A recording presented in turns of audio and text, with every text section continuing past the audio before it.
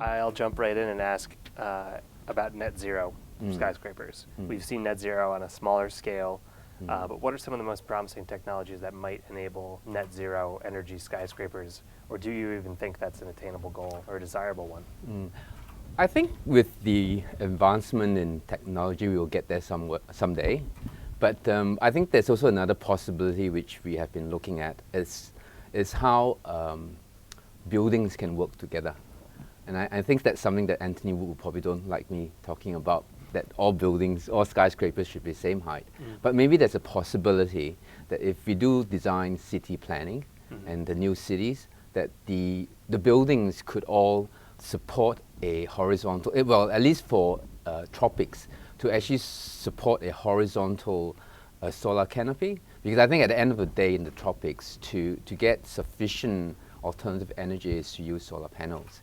And currently the difficult part is actually finding substantial land area to do that. And even if you do find an area to do that, it could go to other uses. But if you think about it, if roof spaces are not highly used, and alternatively, if all buildings can act as columns, they can actually support a larger canopy or roof that would then be able to support all these PV panels.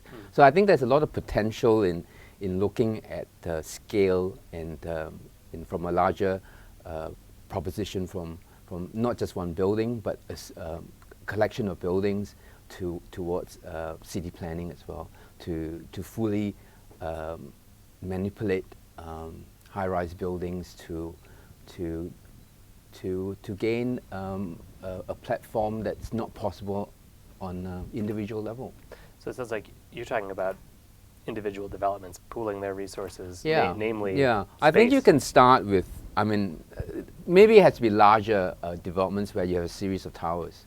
And the series of towers could actually be used to connect a larger canopy or a larger platform where all these solar panels could be fitted on.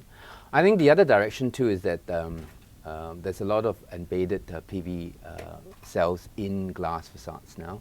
So, and I think that is heading in that direction, and that adopting them in facades it's the way to go. And it's just possible. But I think at the end of the day, it's not just one way of collecting or creating alternative energy. I think it's actually to use a combination of wind power, also geothermal energy, and solar, and in some more projects too, where in like Dhaka itself, I think we are trying to solve a few problems at the same time. I think there's a lot of waste in Dhaka, and that people just discard their waste in the streets because there's no one collecting the rubbish. So Dhaka, Bangladesh? Yes, and we thought maybe the way forward is to actually use thermal mass, and the developer could actually buy waste from the people. And people will realize that their rubbish is actually worth money, and that they will actually, instead of throwing away, discard it on the streets, they would actually collect and sell it to someone.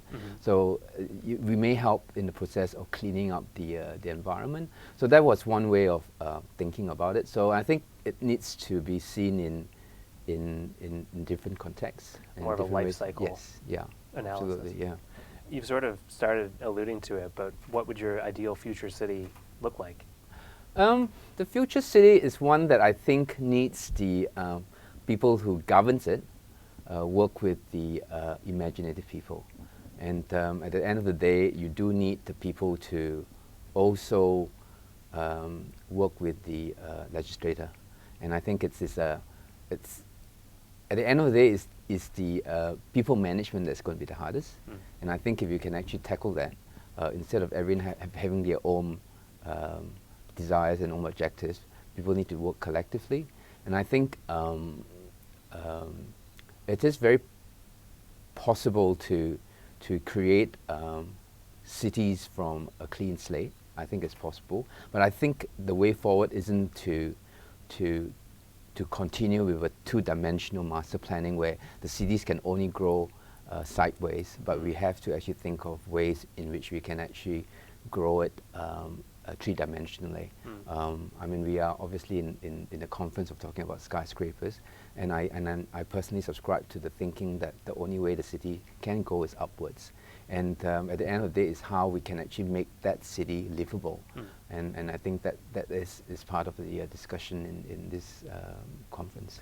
And if we do grow up, we're going to need to use skyscrapers for all kinds of buildings. Are there uses of tall buildings that you feel have been underexplored to date? I certainly think so, and that's where my point is, I think everyone has to work together in the future city, and we can't think of buildings, skyscrapers just being beautiful objects standing on the ground as a piece of sculpture, but maybe the high-rise building, the tower, has to become a column. If you think of a structure where your floors are supported columns, maybe a vertical high-rise can actually be a column that supports something else. Maybe it supports a larger horizontal datum, or in one of our propositions in our studies of a lattice city, in the Vertical City Symposium in 2011, we actually suggested that the buildings actually are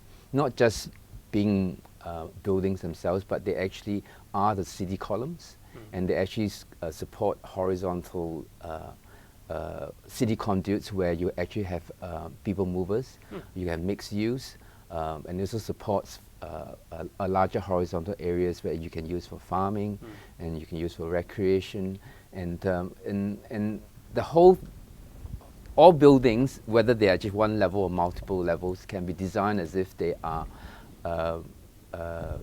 part of a whole, and that if you remove one, it still stands. It's like the game of jungle, you know, where you can remove things. So in a real cycle of a city, some buildings go up, some will come down. So if everything is legislated as a framework of a city, you can keep building it, the whole thing can build, and you can subtract one and rebuild it.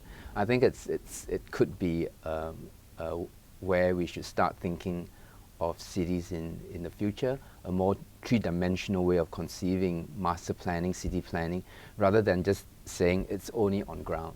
And then letting developers. And I really prefer the ground being left for animals and for the other living creatures other than human beings, actually. So you're talking also about a much more deferential kind of skyscraper, you know, one that literally supports the rest of the urban fabric. Absolutely. I think that's where I think skyscrapers can do more than just being themselves. And I think it can be part of a larger whole. And I would like to see that vision somehow being tested and studied and talked about a little bit more. I think that's also leads into my next question, which was going to be about the homogenization of skylines in China and across the world, how you can often wake up and not necessarily be sure what city you're in. Yeah, that's one thing that we do. We do a lot of work overseas, and we do like to contextualize each project. I'm not in favor of mimicking traditional forms and symbols, but I'm more interested in abstracting those things, and also at the same time considering the context and the environment and the climate, and evolving something that would only fit and be suitable for that project and location. So you can't pluck it out and put it somewhere else. And if you can actually do that, then I think as an architect we would have done justice to the design and does justice to the place. And it could be very subtle. I mean, one of the projects we did, the Met in Bangkok, I never visited Bangkok prior to actually being given that commission. And the nicest thing that, the nicest moment I actually had was when I arrived in Bangkok for the very first time, and coming down the highways, and what you can actually see, there are a lot of old Thai temples. And what's really fascinating about the old Thai temples is that they're all so decorated with materials like ceramics and even mirror. And it was the evening sun, and they all sparkled, you know, and really nice. So it was little gems everywhere. So that was that one moment I felt I have never felt this or seen this in any other cities. And that's where when we did the high-rise building, it was 66 stories tall, and we thought we could actually recreate that moment, and that we actually inserted very small stainless steel corrugated panels into the overall facade, and in the evening sun they just sparkle like the temples. So I think it's in some ways we can actually try to capture the spirit and maybe the beauty of the city, and that would be a good way of contextualizing a project. Is LEED still a good benchmark for green building? I think there's so many sort of sustainability platforms now, and I think I don't think LEED should be the only one. It really depends on, again, the place and the context, and they have to be adopted carefully. Some of the LEED's principle doesn't necessarily work in the tropics.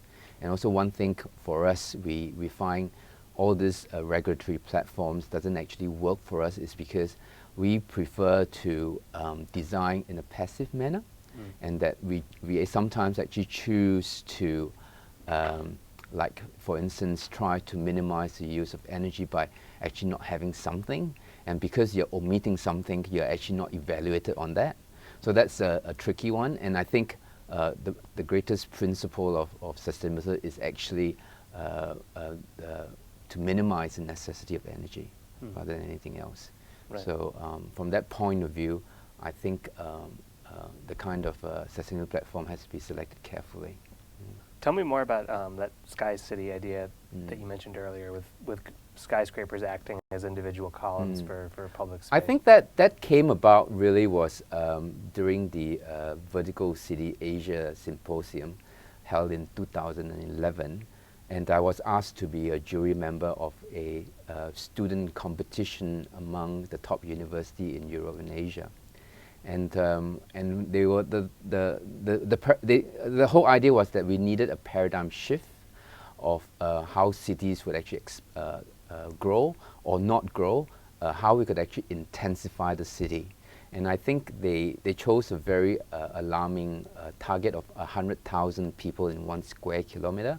That equates to 4 times the current density of New York.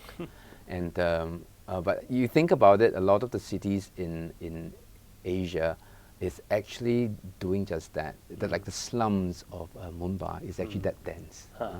So, and in China too, I think some of the cities are actually very, very dense as well. But I think the point really was how we could actually create that kind of density in 1 square kilometer. And I think that's where for me to evaluate that competition, I conducted the study and the research in the office how we could actually devise a city of that scale. And yet, at the end of the day, we want that city to be actually livable. And at that point of time, the challenge really was about this city in a tropical region. And that's where, for us, we've done a building in the Met, which we feel is actually a good building typology for tropical living.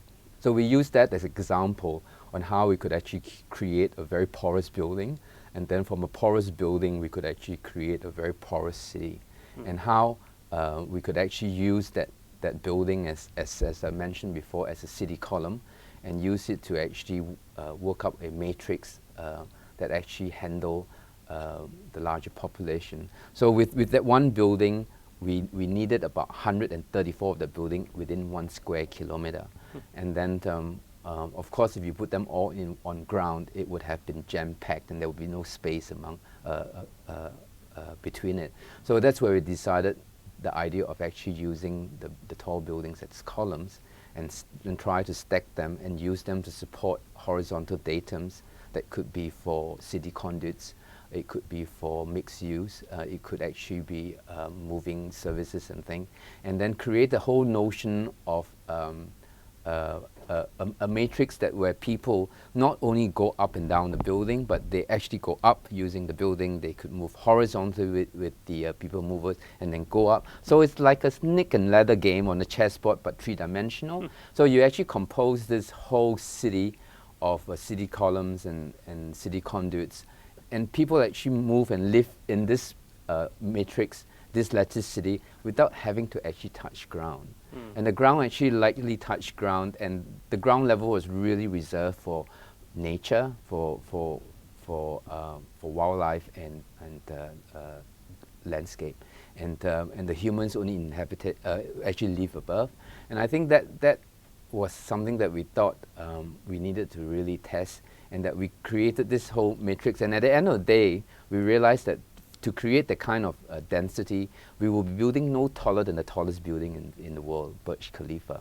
So within that same height, by creating that kind of density, we actually managed to create, we think, still a very livable city. People had enough fresh air, enough sunlight, and enough space, and